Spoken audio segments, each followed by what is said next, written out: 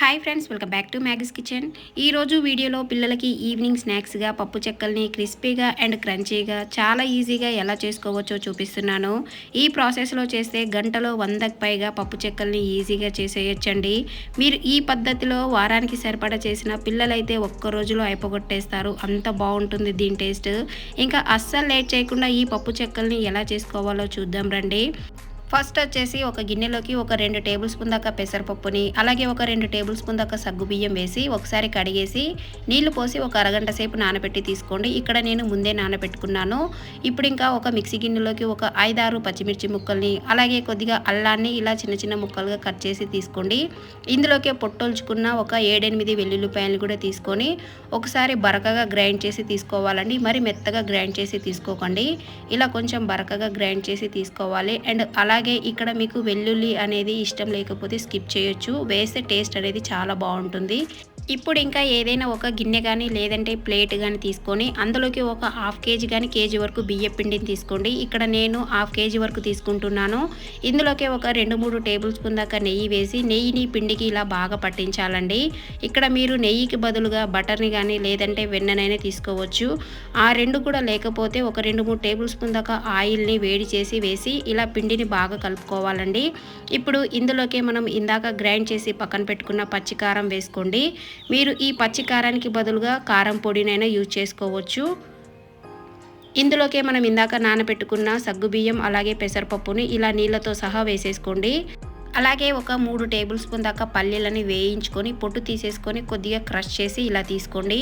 ఇందులోకి ఒక 3-4 table spoon దాకా సన్నగా కట్ చేసుకున్న కరివేపాకు, అలాగే ఒక టేబుల్ స్పూన్ దాకా జీలకర్ర, ఒక టేబుల్ స్పూన్ దాకా సాల్ట్ కూడా వేసి ఒకసారి ఇదంతా చేతితోటి బాగా కలుపుకోవాలి. పిండి మొత్తం ఒకసారి ఇలా బాగా కలిపేసుకున్నాక కొద్దిగా పిండిని తీసుకొని టేస్ట్ చేసి చూడండి. మీకు ఒకవేళ ఉప్పు తక్కువగా అనిపిస్తే మీ రుచికి సరిపడా వేసుకోండి. ఒకవేళ ఉప్పు కాస్త ఎక్కువగా అనిపించినట్లయితే ఇంకా కొద్దిగా పొడి బియ్య పిండిని వేసి కలుపుకోవాలి. ఇప్పుడు ఇందులోకి వేడి నీళ్ళని కొద్దిగా పోసుకుంటూ కలుపుకోవాలండి. పోసిన వెంటనే నీళ్ళని చేయి పెట్టకండి, చేయి కాలుతుంది.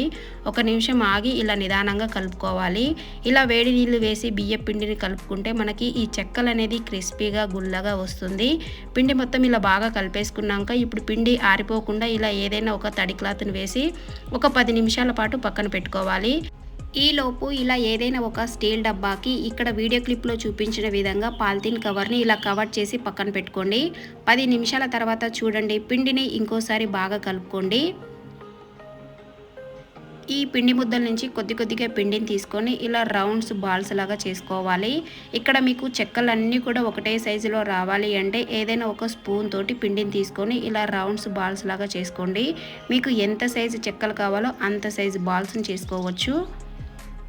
ఈ ప్రాసెస్ అంతా కూడా ఒక్క పర్సనే చేస్తున్నట్లయితే సగం పిండిని ఇలా చేసుకున్న తర్వాత మిగతా పిండి ఆరిపోకుండా తడి క్లాత్ని కవర్ చేసుకోవాలి. ఇద్దరు చేస్తున్నట్లయితే ఇలా కవర్ చేయాల్సిన అవసరం లేదండి, తొందరగానే అయిపోతుంది. ఇలా ఏదైనా పాలిథిన్ కవర్ తీసుకొని దానిపైన కొద్దిగా ఆయిల్ని కానీ నెయ్యిని కానీ అప్లై చేయండి. మీ దగ్గర ఒకవేళ పాలిథిన్ కవర్ లేకపోతే ఆయిల్ ప్యాకెట్ అయినా తీసుకోండి. అలాగే స్టీల్ డబ్బా కూడా ఇలా ఆయిల్ని కానీ నెయ్యిని కానీ అప్లై చేసుకోండి. ఇప్పుడు ఇంకా మీరు రెడీ చేసి పక్కన పెట్టుకున్న బాల్స్ మొత్తం కూడా ఈ కవర్ మీద పెట్టేసుకోవాలి. ఇక్కడ వీడియోలో చూపించిన విధంగా స్టీల్ డబ్బాతోటి ఇలా ఒక్కొక్కటిగా ప్రెస్ చేసి తీసుకోండి. మనకి ఈజీగానే వచ్చేస్తుందండి. ఒకవేళ మీకు ఈ స్టీల్ డబ్బాకి ఏమైనా పిండి అతుక్కున్నట్టుగా అనిపిస్తే మాత్రం మళ్ళీ ఆయిల్ని కానీ నెయ్యిని కానీ అప్లై చేసి తీసుకోండి, ఈజీగానే వచ్చేస్తుంది. ఇక్కడ చూడండి, అన్నీ కూడా ఇలా ఈజీగా వచ్చేస్తుంది. ఇప్పుడు ఈ చెక్కలు మొత్తం కూడా రెడీగా ఒక ప్లేట్లోకి తీసేసుకోవాలి. అలాగే ఇక్కడ మీకు ఇంకొక ప్రాసెస్ కూడా చూపిస్తున్నాను. మీకు ఒకవేళ స్టీల్ డబ్బా అనేది అవైలబుల్లో లేకపోతే ఇలా ఏదైనా ఒక గిన్నె తీసుకొని దానికి ఆయిల్ని అప్లై చేసి ఇలా ప్రెస్ చేశారంటే మనకి ఇక్కడ చూడండి ఈజీగానే వచ్చేస్తుంది. ఇంకా డబ్బా కంటే ఈ గిన్నెనే ఈజీగా వచ్చేస్తుంది. ఇలా చెక్కలు మొత్తం కూడా రెడీ చేసేసుకున్నాక ఇప్పుడు డీప్ ఫ్రైకి సరిపడా ఆయిల్ తీసుకోండి. ఆయిల్ బాగా హీట్ అయినాక ఇందులోకి ఒక్కొక్కటిగా నిదానంగా స్లోగా డ్రాప్ చేసుకోవాలి. ఇలా మీ బాండీ సైజుని బట్టి ఎన్ని అయితే పడుతుందో అన్ని తీసుకోండి. ఇప్పుడు గరిటెతోటి నిదానంగా కలుపుకుంటూ ఫ్రై చేసుకోవాలండి. మంటను మీడియం టు హైకి అడ్జస్ట్ చేసుకుంటూ ఫ్రై చేసుకోవాలి. అలాగే ఇక్కడ మీకు ఒక విషయం చెప్తాను. మీకు ఈ చెక్కలు అనేది చాలా క్రిస్పీగా రావాలి అంటే మీరు ఆయిల్లో ఎక్కువసేపు ఫ్రై చేసుకోవాలండి. ఇలా లైట్గా ఫ్రై అయినాక ఇప్పుడు ఆయిల్ నుంచి పక్కకు తీసేసుకోండి. మనకి ఇవి చల్లారేలోపు ఇంకా కాస్త కలర్ అనేది చేంజ్ అవుతుంది. ఇలాగే మిగతా వాటిని కూడా ఫ్రై చేసి తీసుకోండి. చూసారు కదండి, ఎంత తక్కువ టైంలోనే క్రిస్పీగా క్రంచీగా పప్పు చెక్కల రెసిపీ రెడీ అయిపోయింది. టేస్ట్ అయితే నిజంగా చాలా అంటే చాలా బాగుంటుందండి. మీరు కూడా ఈ పద్ధతిలో తప్పకుండా ట్రై చేసి మీ పిల్లలకి ఈవినింగ్ టైంలో స్నాక్స్గా ఇచ్చారంటే చాలా బాగా ఎంజాయ్ చేస్తారు. మరి వీడియో నచ్చితే లైక్ చేయండి, మీ ఫ్రెండ్స్కి రిలేటివ్స్కి షేర్ చేయండి. మరిన్ని రెసిపీస్ కోసం మన ఛానల్ని సబ్స్క్రైబ్ చేసుకోండి. Thank you for